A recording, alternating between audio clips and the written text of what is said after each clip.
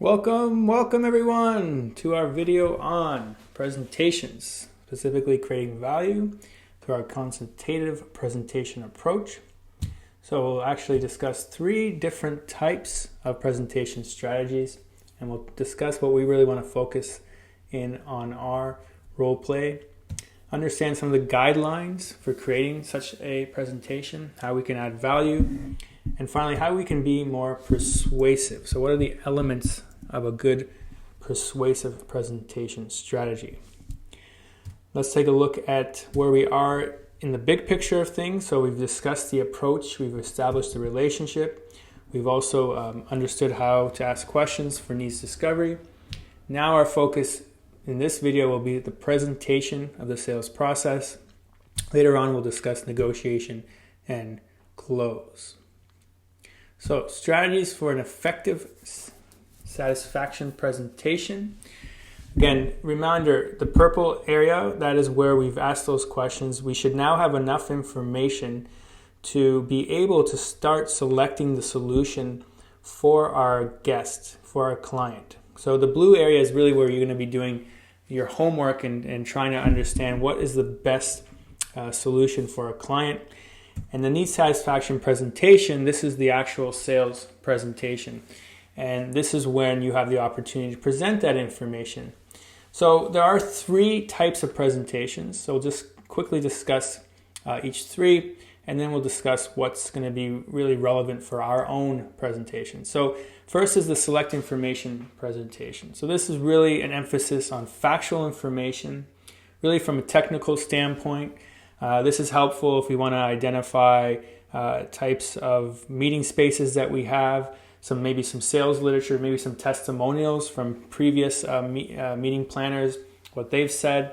Okay, so this is a great way to really show the technical opportunity that we have to solve the customer's challenge for the meeting that they are desiring. Next is a persuasive presentation. So a persuasive presentation is really about influencing the prospective beliefs and attitudes of the buyer, perhaps their behavior, and really trying to encourage them to take action, take buyer action. So this presentation includes a subtle transition from that dialogue that we've already had, that we've already established, but now we're trying to put an emphasis emotionally, trying to make them look into creating some sort of action. Okay, so we're really just trying to motivate our buyer into doing something that they would like to do, which is obviously book our sales meeting and event with us. But remember, this is a voluntary process. We're not trying to manipulate or compel them in any way. We just want to sort of shift their perspective. And then finally, we have reminder presentations. Now, this is often used when you have existing clients and you just want to sort of remind them of the value that you've been adding. Also an opportunity to show your appreciation for them as clients.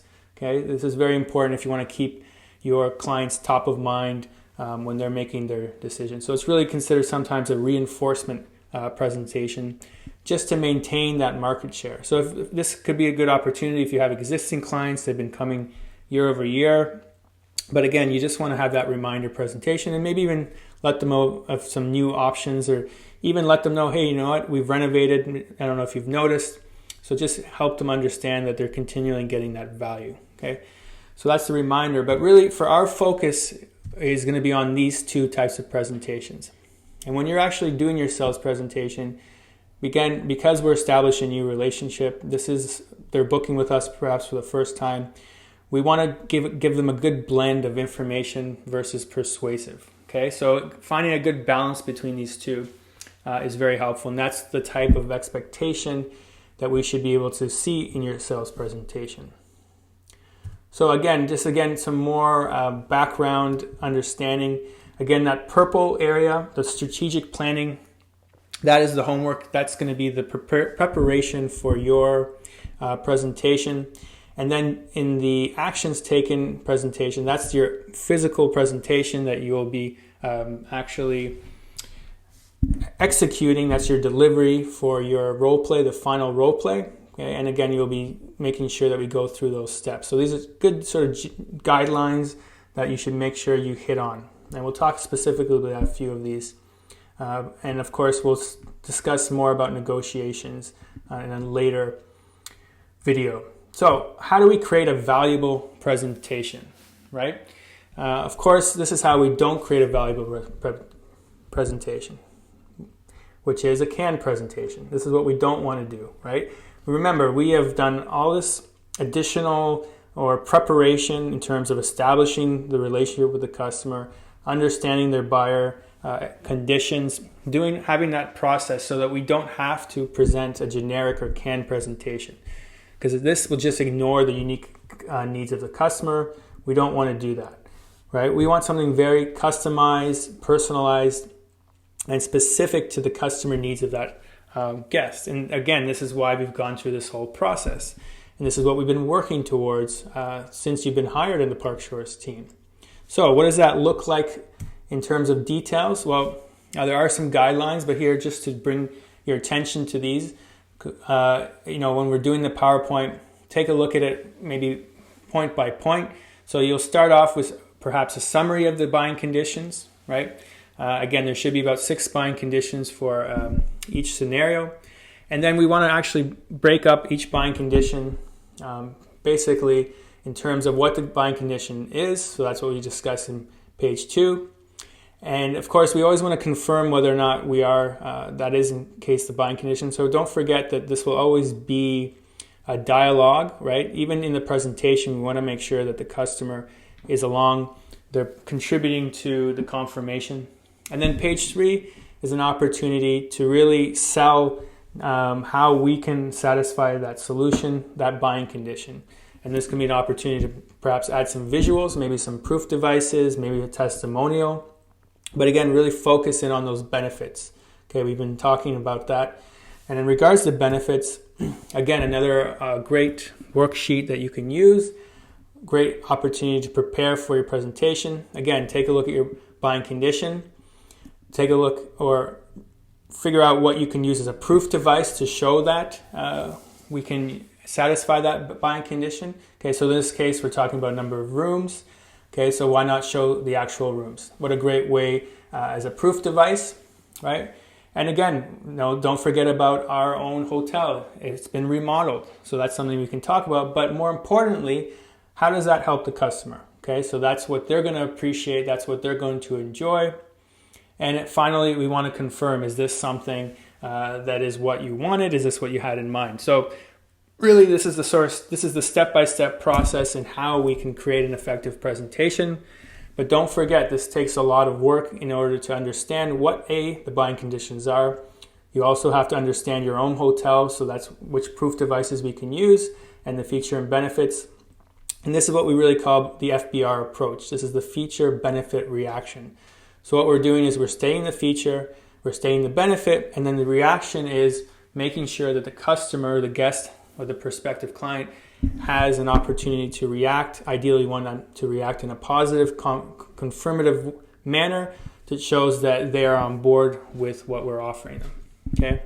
So reminder, an effective sales presentation involves showing the prospect how the product can fill that specific need, that specific buying condition. And that's what this planning form is going to help us do. So again, we can look at a little more detail, right? So if we have a demonstration worksheet, this is an opportunity to actually demonstrate how we can use our feature benefit approach. Okay, so for instance, if we're actually talking about a meeting room, why don't we use the floor plan? Why don't we show the floor plan? And then we can talk about the benefit to that floor plan. And another opportunity would be to actually give them a tour. Okay, so maybe that's something you can offer or invite them. So imagine how effective that can be. Obviously, if we had the opportunity, we could even invite them to the hotel and create this sales presentation. That's something that is very common that will be done when we're trying to book or trying to create a sales presentation, is have them actually experience that floor plan or experience those rooms that they will be having the event in. But that's really what we mean by the FBR approach. Make sure that you are really specific to each buying condition and have the appropriate resources to help them achieve and understand that solution. Okay. So what I also want to talk about is the information aspect of it. So when we talk about an information presentation, again, we will have some technical details, but obviously when you look at something like this, it's not exactly what you want to present to the client. Okay, so find a way to present these figures that are a little more presentable. Okay, but most importantly too, we don't want to spend too much time on information. We don't want to overshadow the persuasive aspect of your presentation. Okay, but it is important to definitely have these figures because it's going to be very challenging to show the value of our establishment, of our offering, if we don't have at least the price, understanding the details of the event. Okay, that shows that you're prepared. And we'll talk a little bit more about price when we discuss handling objections. Will be shown in a later video. But just a reminder on technical versus persuasive. Again, we want to find a balance, but we really want to maybe focus a little more on persuasive. But when we understand what we mean, the difference, it's helpful to be able to identify. So what we mean by technical communication, again, it's information on that numbers, those figures. But remember, it's also important that we talk about the persuasives. And the technical might be helpful if we didn't have an established relationship, but we spent that time investing in that established relationship. So always think also about the persuasive. Okay, make it personal to them. Make it emotional if you can. Very helpful if you can add some stories. This is where the creativity in your presentation will be evaluated. Are you using a story or a metaphor or some sort of testimonial to help you persuade the customer or the guest that you can provide that solution for them? Okay, so that's important in terms of persuasion. Don't forget to have that personal or persuasive component. Speaking of stories, I once worked at a restaurant, and this is actually in Toronto. Maybe you can recognize the CN Tower there. It's called Canoe Restaurant, an excellent restaurant. And we were actually ranked number 1 at the time, number 1 restaurant in Toronto. We were known for our views, but really most important, we were known for our incredible food and service. We often had weddings at our restaurant, and this happened on the weekends. A very popular event. And again, we had a very strong reputation, so you can imagine the expectations that we had. And we really never wanted to compromise on the delivery of the quality, that particularly in the food. But one wedding, we came up on a little bit of a challenge. So during the wedding, a lot of the guests ordered the strip loin steak, grilled strip loin, and our grills weren't working. So what did we end up doing? Well, instead of, we could have easily maybe seared them on a pan, but we didn't really want to cut any corners. So what did we do is we actually took all of our steaks, we took them down the 54 floors, and we actually walked over to our sister restaurant, which is a couple blocks away. We opened up that restaurant because they were actually closed on the Sunday, and then we grilled all of the steaks, and we walked them all the way back to the wedding. And we did all of this without interrupting the bride and the groom's special day. Okay, so why am I telling you this story? It's because no matter what obstacle we had, we were always ensuring that we would deliver on our promise, making sure we knew that the food quality is important to you. And in this case, we understand you have a charity dinner, and we understand that you would benefit from that commitment, making sure we did not compromise on that promise. All right? So why am I telling you that story? Well, again, this is an example of a story that can help you sell your commitment to food quality, your commitment to providing a service that is perhaps unique for any other establishment. Okay, so that's just an example of a story that we can use. Okay, but again, you can use testimonials, metaphors, anything that's a little bit creative, maybe even helping you share your experience and how you can add value to the guests, or even provide them with confidence. Now, ideally, if you can link that story to maybe some of the problems or the challenges that you've uncovered during your spin questions, that would really add value as well. Okay, so again, just some quick examples here, or quick reminders. Don't forget to have some sort of emphasis on the relationship, some sort of emotional link. Okay. Now, in terms of where you place that story or that persuasive element, sometimes you might want to start with it, or you might want to start with the end, or end with it. So Usually that's when we would add something like that. And again, discuss the benefits, right? What benefit is it to them? So in that case, I was really emphasizing the benefit to that charity dinner. If you remember from our sort of ongoing example, that was something they really wanted to make sure is having excellent food quality. And that story can help them feel confident that would happen.